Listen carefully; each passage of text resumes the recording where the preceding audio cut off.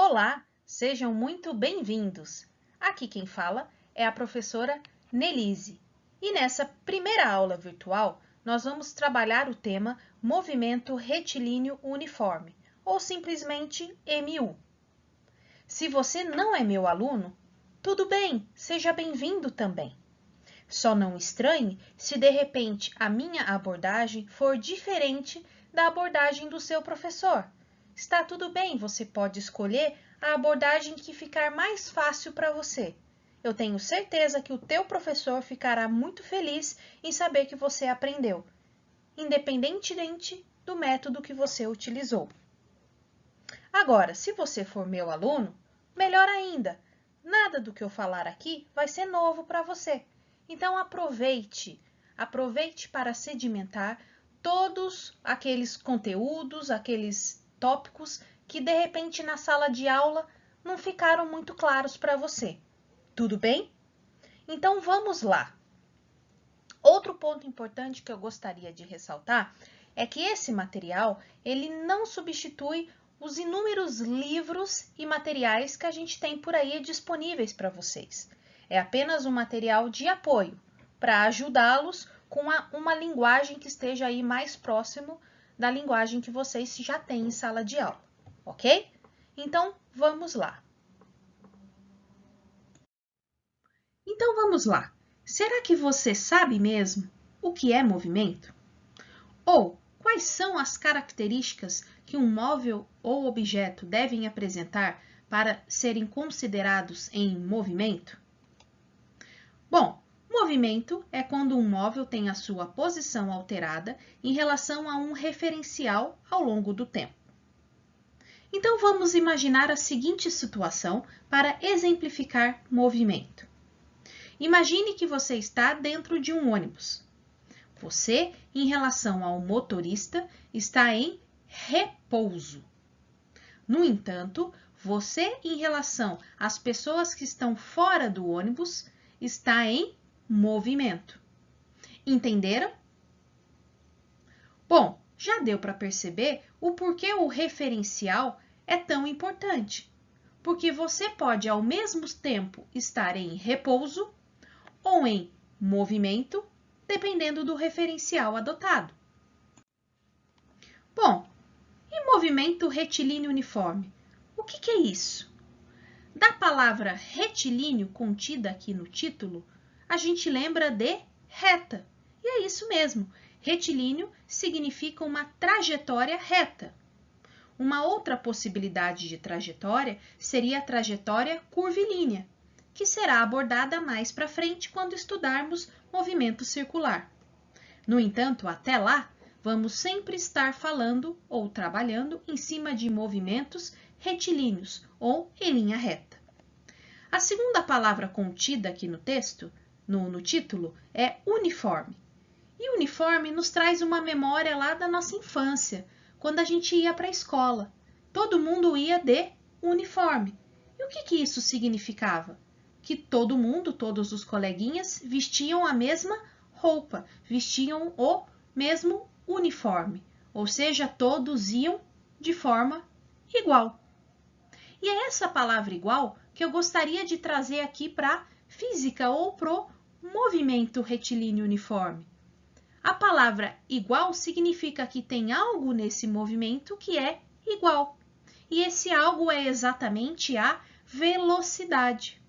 Ou seja, na física, quando estamos falando de movimento retilíneo uniforme, nós estamos falando de um movimento cuja velocidade é igual, ou seja, cuja velocidade desse móvel é constante.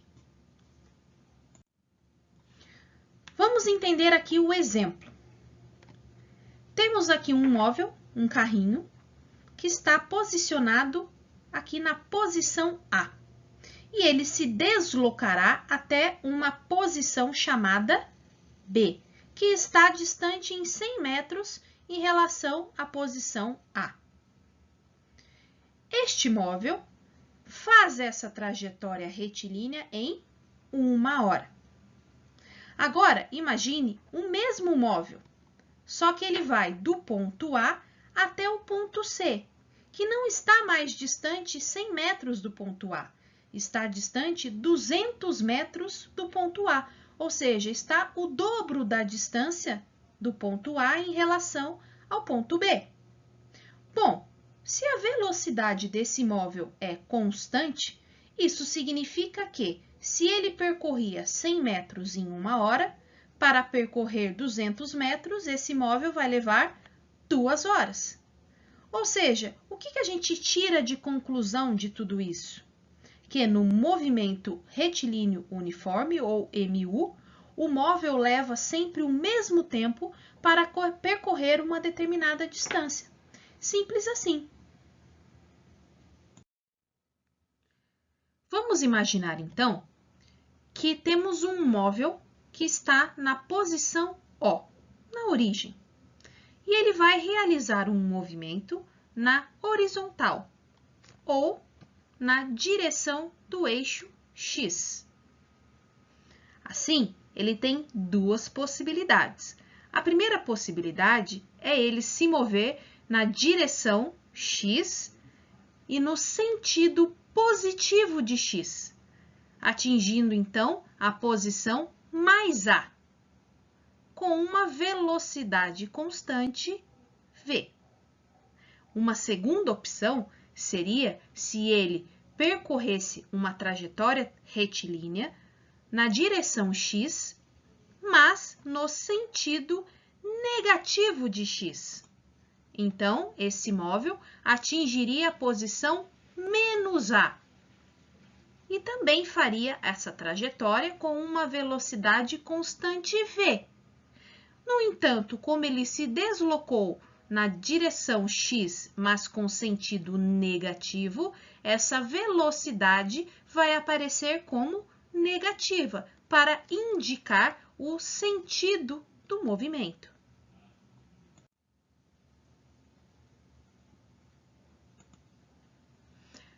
Então, aqui na posição O, nós temos o início, que será utilizada a nomenclatura Ozinho.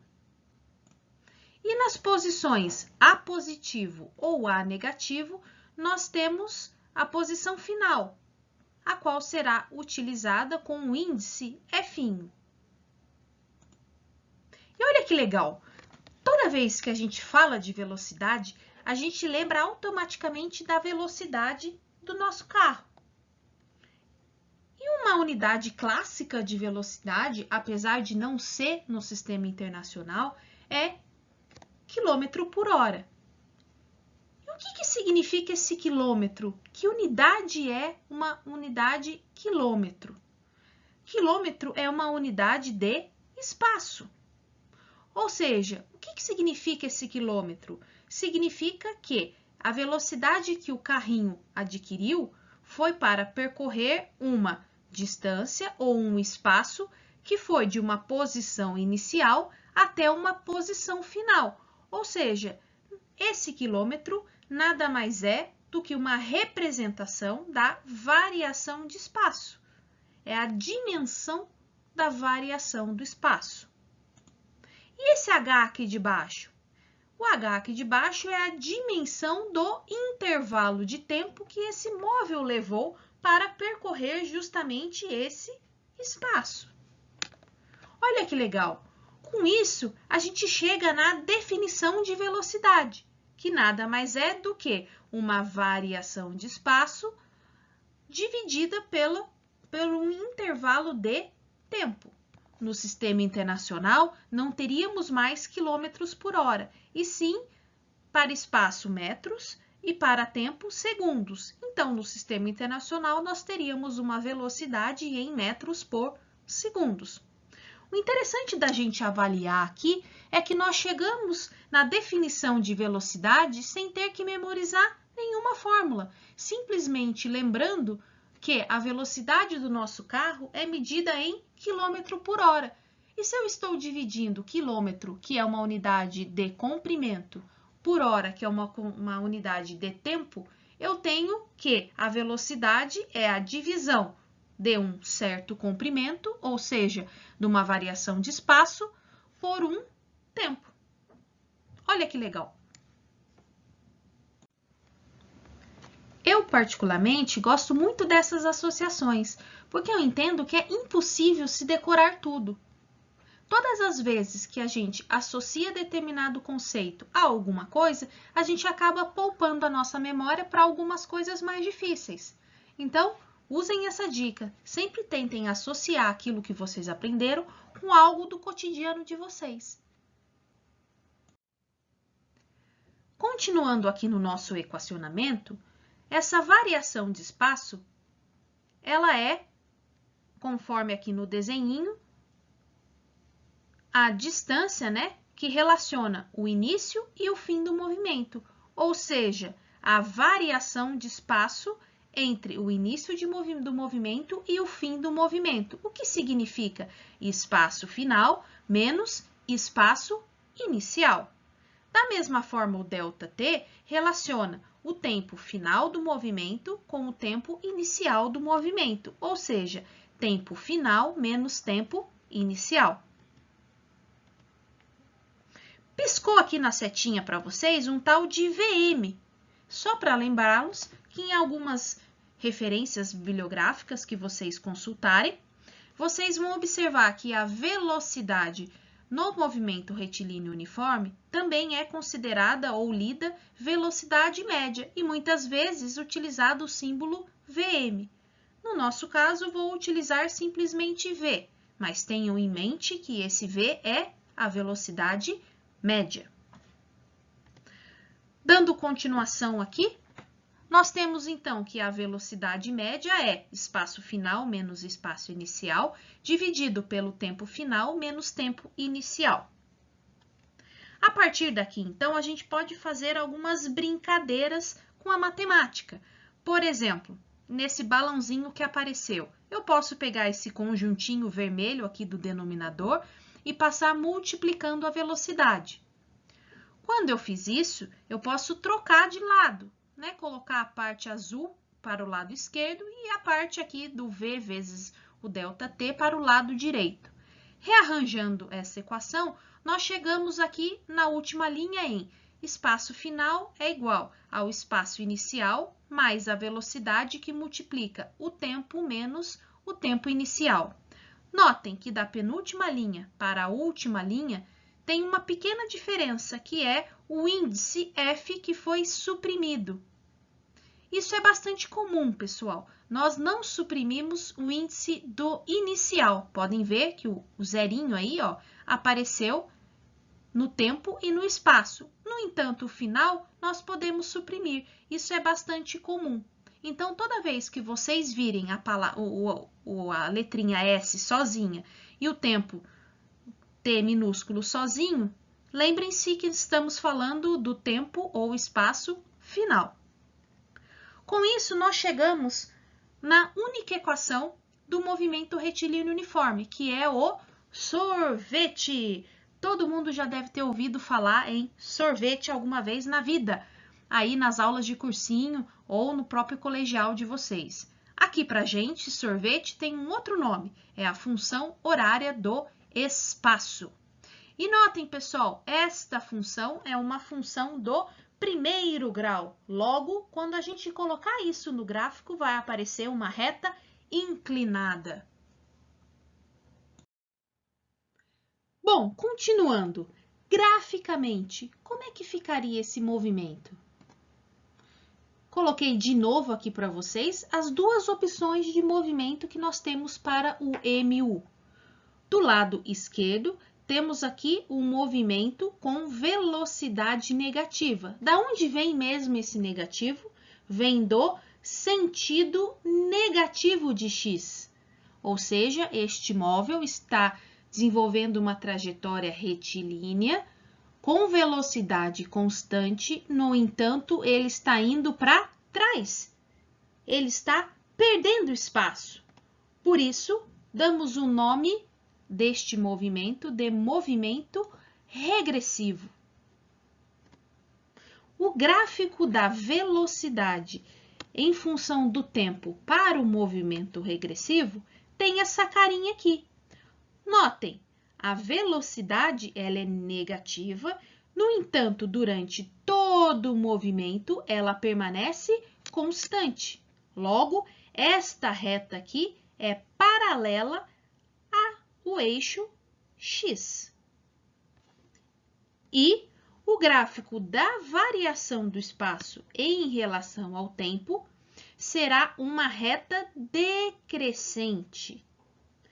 Notem que o menor ângulo desta reta com o eixo x forma aqui um ângulo negativo.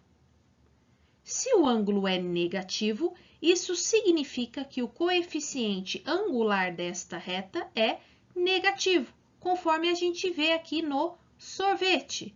Este negativo é o negativo da velocidade, porque, lembrando, quando o movimento é regressivo, eu estou indo para trás, e se eu estou indo para trás, uma forma de representar isso é colocando o sinalzinho negativo na frente da velocidade. Agora vamos para outra possibilidade, que é quando o móvel ele anda aqui no sentido positivo de x. Neste caso, ele tem uma velocidade positiva e ele ganha espaço. Se ele ganha espaço, ele está fazendo um movimento progressivo, ele está indo para frente. O gráfico da velocidade em função do tempo deste movimento tem essa carinha aqui, velocidade positiva e constante ao longo do tempo. Novamente, a velocidade, a linha da velocidade vai ser uma linha paralela ao eixo do x. Já o gráfico da variação do espaço pelo tempo vai ser uma reta agora crescente. E notem, o menor ângulo entre esta reta crescente e o eixo do x agora é um ângulo positivo. Se esse ângulo é positivo, isso me fala o quê? Que o coeficiente angular desta reta é positivo, conforme a gente vê aqui no sorvete. E esse positivo vem da onde, pessoal? Vem da velocidade, já que a gente acabou de ver que se eu estou percorrendo uma trajetória no sentido positivo de x, a minha velocidade é também positiva. Entenderam? Olha que interessante, pessoal. Vou fazer uma brincadeirinha aqui com vocês. Observem aí no movimento regressivo que o menor ângulo entre a reta decrescente formada pelo sorvete, lembram? Forma um ângulo negativo. Então, vamos passar aqui esse ângulo negativo e vamos completar o triângulo.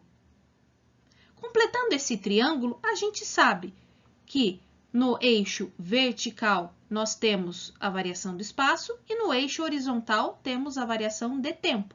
Da mesma forma, no triângulo, o cateto vertical vai ser a variação de espaço e o cateto horizontal vai ser a variação de tempo. Da trigonometria, pessoal, a tangente de θ é o cateto oposto pelo cateto adjacente. Quem é o cateto oposto ao ângulo, pessoal? É o espaço ou a variação do espaço. E quem é o cateto adjacente ao ângulo ou do lado do ângulo? É o tempo ou variação de tempo.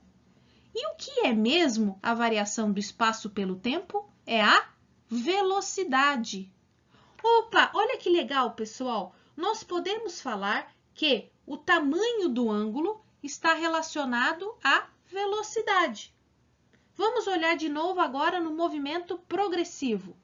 Aqui no movimento progressivo, tá lá, ó, o menor ângulo da minha reta do sorvete com o eixo do x, ele é um ângulo agora positivo. Vou completar o triângulo aqui do lado direito. Nós temos de novo que o vértice ou o cateto vertical, ele é o ΔS e o cateto horizontal é o ΔT. De novo, pessoal, quem é a tangente do ângulo? O cateto oposto sobre o cateto adjacente, ou seja, ΔS por ΔT. Ou seja, quem é a tangente do ângulo? A própria velocidade. Olha, então para o movimento regressivo ou para o movimento progressivo, a tangente do ângulo é sempre a velocidade. E olha que conclusão interessantíssima a gente tira daqui, pessoal, que quanto maior o ângulo, maior vai ser a velocidade. Olha que lindo esse gráfico que eu coloquei para vocês. Imaginem que eu, Nelise, sou a vermelhinha. E aqui em azul é o Bolt. E a gente resolveu fazer a corrida da tribuna. Então, aqui no S0 estou eu lá no centro e o Bolt lá no centro no tempo inicial. Ou seja, esperando aí o start para começar a corrida. E esse S é a praia. E o que a gente observa aqui? Que no tempo azul, o Bolt já chegou na praia. E onde eu estou? Eu estou em algum lugar aí entre o canal 4, o canal 5, ou seja, estou longe de terminar a prova. Quando é que eu termino a prova? No tempo T. Muito depois do que o Bolt. Afinal, o Bolt e a Nelise chegaram no mesmo lugar, só que o Bolt levou muito menos tempo que a Nelise. E olhem aqui para os ângulos. O ângulo vermelhinho é muito menor do que o ângulo azul.